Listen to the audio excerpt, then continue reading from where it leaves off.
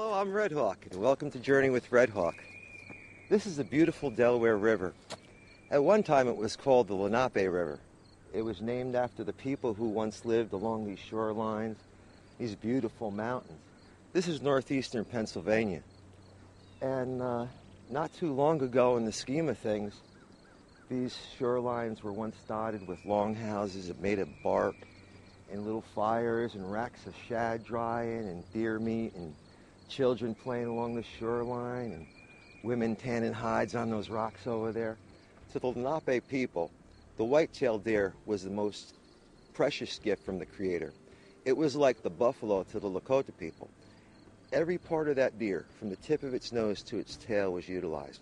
It was utilized for clothing, for thread, for glue, for shelter, for food, tools. Everyday tools that made their life around camp so easy came from that whitetail. And the most amazing thing is the animal can tan its own hide. They say that every animal has enough brain matter in its head to tan its own hide, and that's where the term brain tanning comes from. And the Lenape people were masters at this. Today I'd like to share a few gifts that the Lenape people used from the whitetail. I have some stuff set up over here. I'll take you over and show you.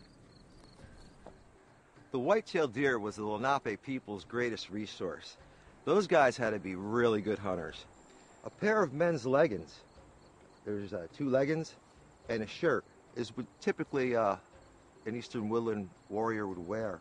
And that takes a total of 5 deer to make. Now a woman's dress took about 6. So you're looking at 11 deer for 2 people.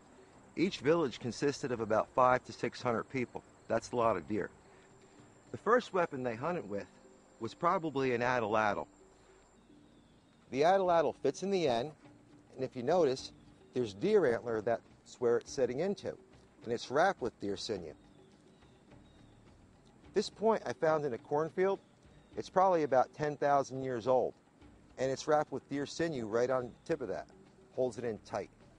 It's not an accurate weapon, but it's a good weapon, and it kept them going for quite a few years. When they made arrows, they utilized the deer also. About 10,000 years ago, the bow had came to the people, and at that point the Lenape became very, very good flint knappers. This is pitch and hide glue mix. I like to use that because it's not as drippy and sticky. And then I set that arrowhead in there. I have some sinew soaking down here. It's been soaking overnight, and this is amazing. Here's how it gets. See, it's all stretchy now. It's almost back to the way it looks when you scrape it off the meat. It's like silver skin. You split this sinew with your thumb. Okay. Now I'm going to take a little bit of the hide glue, put it on my fingers, and run it over.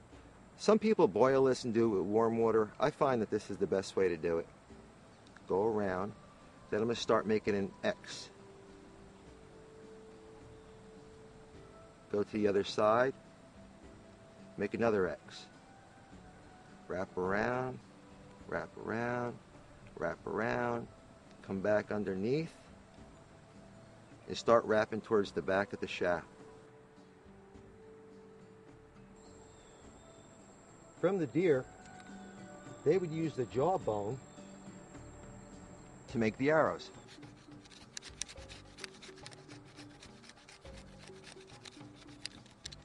And then this corner right here is actually an arrow sizing tool.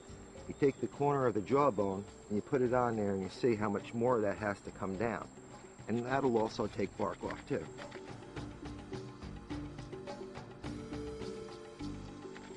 Now the other 2 tools, everybody shot cedar arrows know how they bend, right?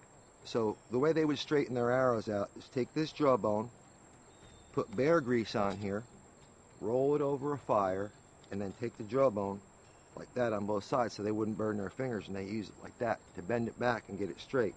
And it really works. I do it myself on my cedar arrows. It's pretty cool. Now here's a deer leg bone. I found this when I was scouting. Found this in those 2 jawbones. This deer leg bone turns into this beautiful bone scraper knife. And this is sharp. And what they use this for is, underneath this deer hide, when there's fat and meat on it, you take it, You can see how that's turning that all white right there. This is a deer rib bone. Now the rib bone they would make arrowheads from, like that. The women would make needles and sewing awls, and this also made a great scraper. So from a rib bone and a leg bone, two essential tools from that amazing whitetail. The whitetail deer was revered and honored by the Lenape people. This is a deer jawbone rattle I received as a gift. It's made from the jawbone, the deer toes, the dew claws, and all the bones that are at the feet. And this would be used in ceremony and honoring of the white-tailed deer also. You can see on the end all the colors of the earth, the sky, the water, the sun, the wind. They represent all the directions. This is a real nice ceremonial rattle. I enjoyed sharing all these uses of the white-tailed deer with you today. And I'm happy to say that today there's over 12,000 Lenape people living in their traditional homeland in southern New Jersey, and thousands more scattered across the United States and Canada. Till next time, this is Red Hawk. Take someone hunting and share our traditions with them. I hope.